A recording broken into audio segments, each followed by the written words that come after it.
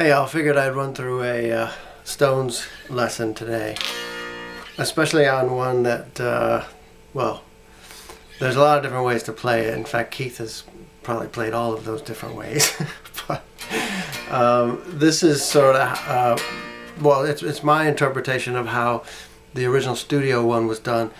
The second guitar part, which would be, I guess, Brian's part. It wasn't done on electric. It was done on acoustic on both the guitar parts, but it's easier to hear on this one, easier to play it too.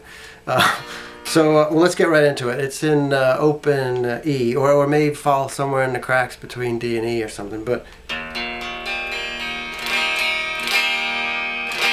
you can just tune to the record because it starts in that B chord, right? So the intro goes,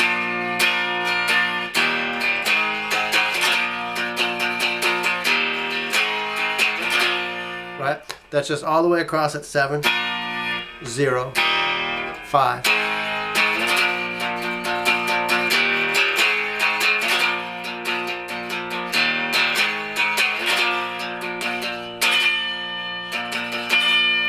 And when he does every time, I think it's every time, he's about to go into a verse, he hits that high.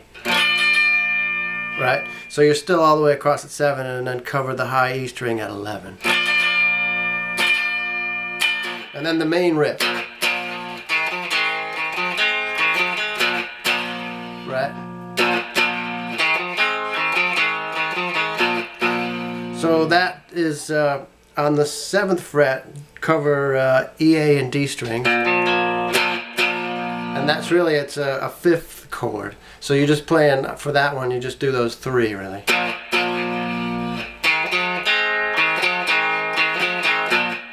Then the second part is on the A string, it goes 5, 7.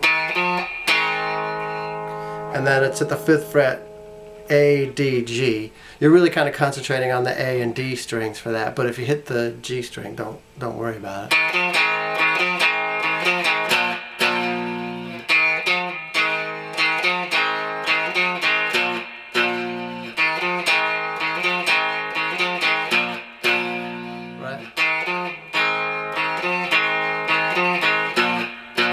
In fact, you should really go ahead and hit that G string on that second part of it at the 5th fret. Right? That's during the verse, and then it's all the chorus part.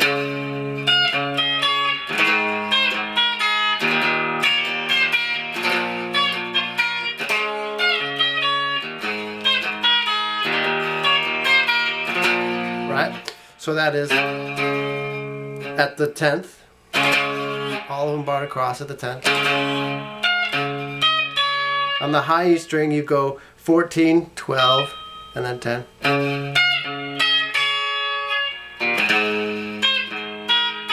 Same fingering, except now you're doing it down at the 5th fret, so it goes 9, 7, 5th. That's just open.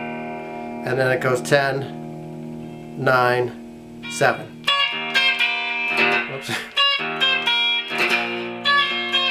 The last one is all the way, you do the same thing you just did, except you're barring all the way across at the 7th. So it goes 10, 9, 7. So it's 10, 9, 7 with all of them open, and then 10, 9, 7 with them barred across at the 7th. So the whole thing goes.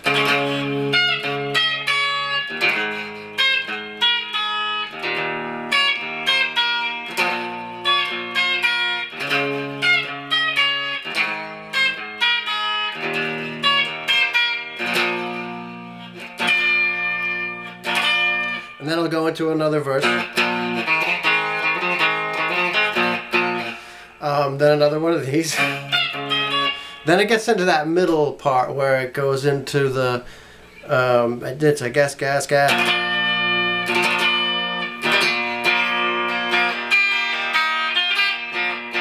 Right, that little, if you call that a guitar solo, it's an instrumental break, but there's no real solo in it. But for that part, I do it down here like this. I hit that chord, so I'm hitting the E, D, G, and B strings, with the D string covered at the second, G string at the third, so you get kind of a B5 chord for that.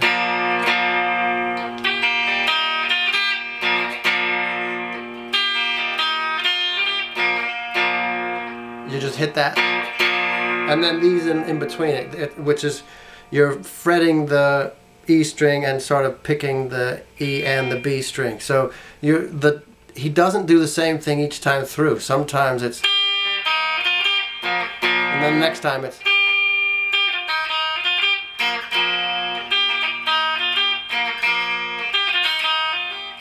He just varies them up a little bit, but it's the same thing. It's E string 4, 2, off. Then sometimes it's 4, 2, off, 2, 4. You know. But listen to it, and you can hear what he's doing on it. But it's just a little B5 chord in between them. And then back to another one of these to finish it up.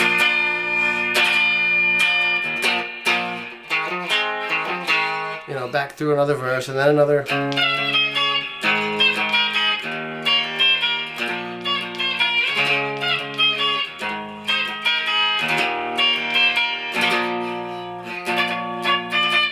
All that, and I think that's all the parts. There is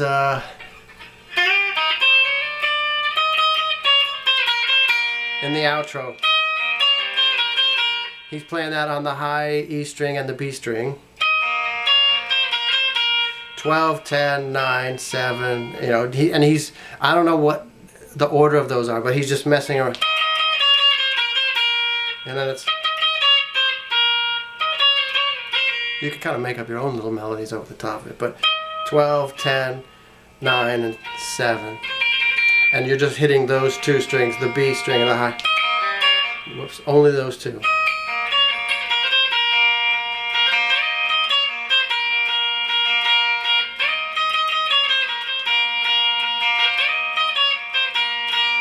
That kind of stuff through the end.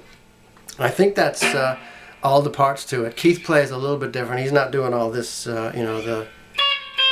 not doing all that stuff. He's just doing chords and the main riff. But if you were playing at a bar gig and you only had one guitar and you wanted to do it sort of faithful to the original one on one guitar, you could do a version something like this, or figure out your own.